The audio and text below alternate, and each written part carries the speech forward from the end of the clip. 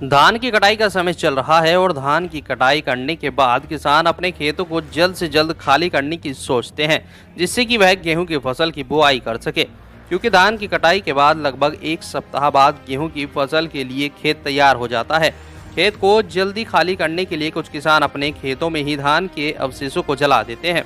लेकिन क्या आपको पता है, धान के अवशेषों को खेतों में जलाने से आपका खेत तो खाली हो जाता है, लेकिन आपके खेत पर संकट मंडराने लगता है, जो कि आपकी अगली होने वाली फसल पर नकारात्मक असर दिखाएगा। जी हाँ, अगर किसान अपने धान की पराली को अपने खेतों में ही जलाता है तो जमीन में पड़े मित्र फफूंदी खत्म हो जाती है, जिससे जमीन की उर्वरक शक्ति धीरे धीरे कम होने से उसमें होने वाली फसल पर इसका सीधा असर देखने को मिलता है। यानी कि 2 से 3 साल में जमीन पोषक तत्वों से खाली हो जाती है और बांझ होने की ओर बढ़ जाती है। तो इसलिए किसान भूलकर भी अपने खेतों में फसल अवशेष ना जलाए। फसल अवशेष जलाने से एक तरफ आपके मित्र जीव खत्म हो रहे हैं, जो आपकी फसल को शत्रु फफूंदियों से बचाते हैं। दूसरी ओर आपकी लगाई जाने वाली फसल में भी पोषक तत्वों की कमी रहेगी, जो कि बीमारियों से घिर जाएगी और मिट्टी धीरे धीरे जीवित नहीं रहेगी। देखिए, जहाँ पर बासमती का क्षेत्र है और जहाँ अधिकतर कंबाइन मशीन से कटाई होती है, एक सप्ताह के बाद ही गेहूं की बुआई हमारे किसान भाई करने लगते हैं। तो किसान अपनी तरफ से ये सोचता है कि हम तुरंत जो है उसको जला दें और जलाने के बाद तुरंत हम बुआई कर दें, क्योंकि हमारा तैयार खेत हो जाता है। लेकिन इससे क्या नुकसान हो रहा है? जलाने से ज़मीन के अंदर जो ऑर्गेनिक पदार्थ है उसकी मात्रा कम हो रही है। जो मित्र जीव हैं उनकी संख्या भी कम हो रही है और पॉल्यूशन जो वातावरण में बढ़ रहा है उसकी समस्या बढ़ती जा रही है। किसान भाई जानते हैं कि जो खेती है, जो फसल है, ये हमारी मिट्टी पर निर्भर करती है।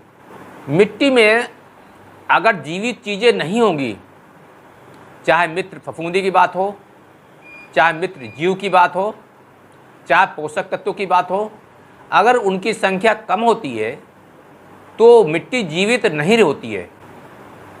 अगर किसान भाई पराली को जलाते हैं, जो मित्र जीव हैं, जो ऊपर का जो पोर्शन है मिट्टी का, जो जैविक भाग होता है, उपजाऊ भाग होता है, फर्टाइल लेयर होती है, उसके अंदर मित्र जीवों की संख्या कम होने के कारण उत्पादन प्रभावित होता है।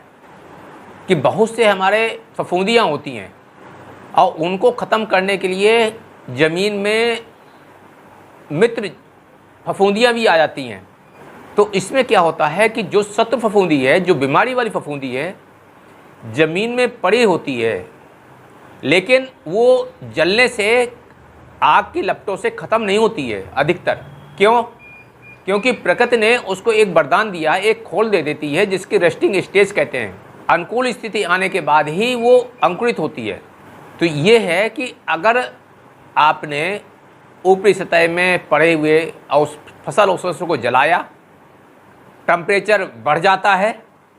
टेम्परेचर बढ़ने से क्या होगा कि जो ऊपरी सतह में मित्र जीव होंगे, चाहे मित्र फफूंदियाँ हों जो हमारे मित्र कीटों को ख़त्म करती हैं, मित्र जो हमारी शत्रु फफूंदियों को ख़त्म करती हैं, ऐसे मित्र फफूंदियाँ, जो ऐसे मित्र फफूंदी जो शत्रु कीटों को ख़त्म करती हैं, चाहे दीमक, सफ़ेद गिडार हो, ऐसे मित्र जीव जो हमारे फसल अवशेषों को डिकम्पोज करती है, तो इनकी संख्या कम होने के कारण मिट्टी की दशा है, उर्वरा शक्ति है, वो निश्चित रूप से प्रभावित होती है। तो ऐसा किसान भाई मत करें, अन्यथा 1 साल, 2 साल, 3 साल बाद निश्चित रूप से मिट्टी की दशा खराब होने के कारण, खेत में उर्वरता शक्ति कम होने के कारण उत्पादन आप अच्छा नहीं कर सकते हैं।